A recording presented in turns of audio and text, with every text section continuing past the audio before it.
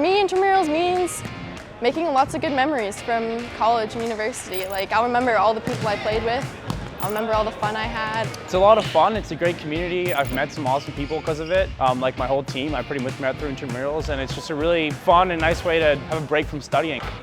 Intramurals at BCIT is an informal league that players, students and staff of BCIT can come join. It's like an alternative to any league that you would find outside of campus, but we provide that kind of safe environment for students and staff to come play. There's a whole bunch of sports and just play what you like. You don't have to have a team to sign up. Like, a lot of people just enter their name and they'll just get assigned to a team. So if you don't know anyone on campus, maybe you're new and you still want to join, come to the rec center, come introduce yourself, and we can get you on a team that already exists, or we can try and group you with others who are in your situation as well. We can put you all together. We take everyone, every skill level, and you just get to meet a whole bunch of different people doing a bunch of different programs, and you just get a really good taste of what BCIT is outside of your program. Intramurals is probably just one of the best ways to get yourself out there and meet some people. If you feel like scared to do Intramurals or nervous about it, come try it out. It'll be fun, and there's no judgment at all, and it's a great community.